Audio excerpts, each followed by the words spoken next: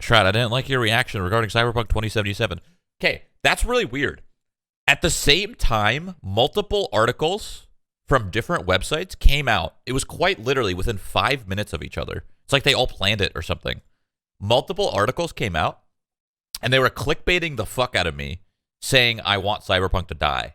It was clickbaited so hard because the context of the stream when I was explaining that is I prefer short and sweet single-player games. The longer the single-player game goes on for, the more discouraged I get. So, if the game takes up a whole month of my 10 hours a day, like, that's ridiculous, you know, to me. Like, I don't want that. I don't want that at all. I don't want to play one game for a whole month for 10 hours a day. That does not sound fun, you know? But it was really funny how all of these articles came out at the same time, just clickbaiting me. It was so weird. It was so fucking weird. They took everything that I said in the whole like paragraph. They got rid of that, and then they just took, I hope it dies in a month. That's all they took. I hope it dies in a month. That's literally the only line they took, and everything else was irrelevant. And I was like, well, fuck. I'm super stoked for this game. I want to play it. I don't want it to be bad. That would be fucking embarrassing. You know? If you see an article that starts with Shroud, you know it's clickbait. Yeah.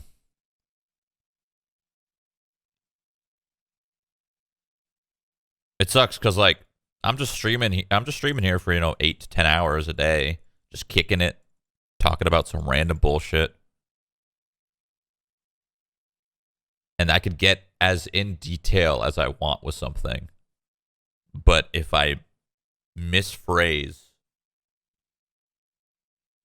or joke around about one specific thing, that gets jumped on. And then I always see it on Twitter, and then I see somebody commenting and like, I hope fucking this happens to you, bitch. And I'm like, oh man, that's mean. What the hell? The game was truly fun and enjoyable. Doesn't matter how long it is as a single player title. No. Well, that's an example of me not getting, not explaining the whole thing, right? Like, for example, I never finished Witcher 3 because it was far too long. I was so distracted by everything else that by the time I got to, like, even halfway in the game, I was already over it, Because the game was already done in terms of content. The rest was just story, if that makes sense. So I that's the only thing I worry about. I don't want to have another one of those situations where I grind so much of the content with side stuff that the main stuff doesn't appeal to me anymore, Also, currently you have 3 or 4 single-player games that started and unfinished. That's true. That's just because they're so fucking long. Red Dead Redemption's so long. Valhalla's so long. I like the short and sweet bangers. The 6 to 8 hours. Ooh, that's money right there. Is Red Dead Online any good? It just came out as a standalone on Steam. Really? Does anyone even really play Red Dead for the online mode? Hence why they're releasing it for $5. Well, but you could just play Red Dead single player, and I mean, I guess this is not a bad idea. I don't know. I just assume that everyone already owns Red Dead Redemption. A lot of people don't like single player games. Yeah, I mean, I guess that's why Red Dead Online, maybe just people don't care about single player. You're right. There's a lot of people that don't give a fuck about single player games. That's totally true. They only want to play online. So, like, ruins people's time or play with their friends. Those are the only 2 reasons to play online: to ruin people's time or to play with your friends. That's why DayZ's fun, because DayZ, you ruin people's time and you play with your friends. You do both. It's great. You quite literally ruin their time. Someone could have a character for like 3 days and you kill them. You ruin their time.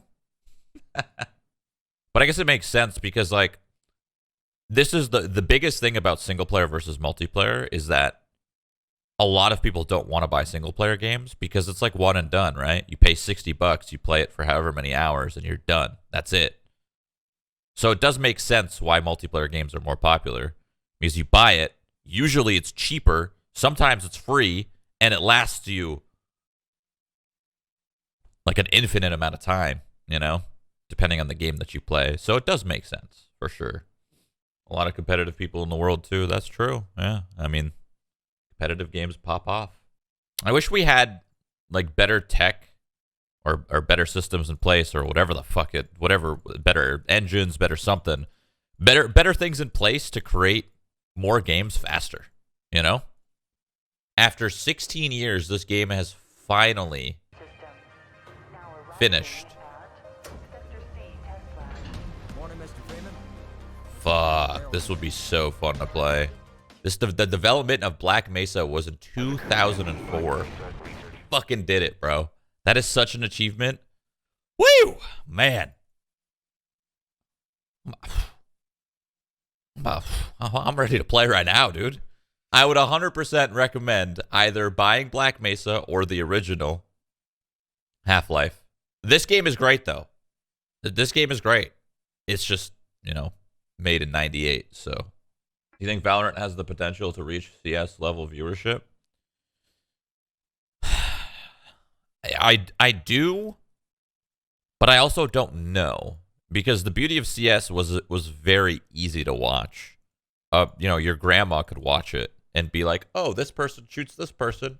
Oh, that's a grenade. Oh, that's a smoke grenade. That's a flashbang." You know. But in Valorant, it's still the same thing. This person shoots this person, but what's confusing about it is everyone looks the same, and everyone's casting abilities, which are flashbangs and smoke grenades. But when you put it in that format, it's very confusing for like your grandma to be like, what the fuck is going on? Your grandma's seeing these little fucking things going off. And so I don't know. As great as Valorant is to watch, I think it's going to be very challenging for a grandma to watch. You know what I mean? But that doesn't matter. Valorant has so many players that all it needs is the players to watch. Just like League of Legends, right? League of Legends has so many players. It doesn't matter if your grandma can't watch it. The game's huge. So that's all Valorant has to do as well. Just make their game fucking awesome, and the views will come. Who's Graham is watching CSGO? My Graham, okay? Why don't you play more Valorant? There's just other games that I'm preoccupied with, you know? There's so many games to play, man. I've never had so many games to play in my life. It's crazy. I'm like overwhelmed. Poor Summit seems depressed over a lack of games. Yeah, I'm in the opposite boat, man. I think there's too many games to play. I'm in a spot where I'm just overwhelmed. I have so many things I need to do and so many games I need to play. And then Summit is just not really enjoying any of them.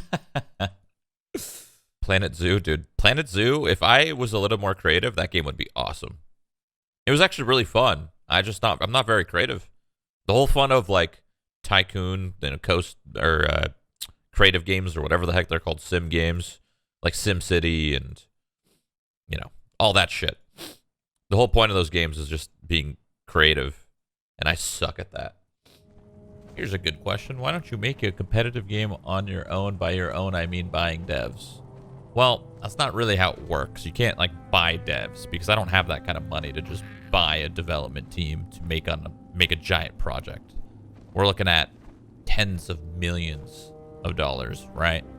But what I can do is propose my worth based off of promotion, you know, social media, what I could bring to the table in terms of influence and in terms of just experience and gaming, right?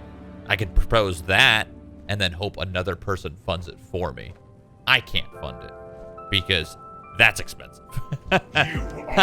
Very expensive.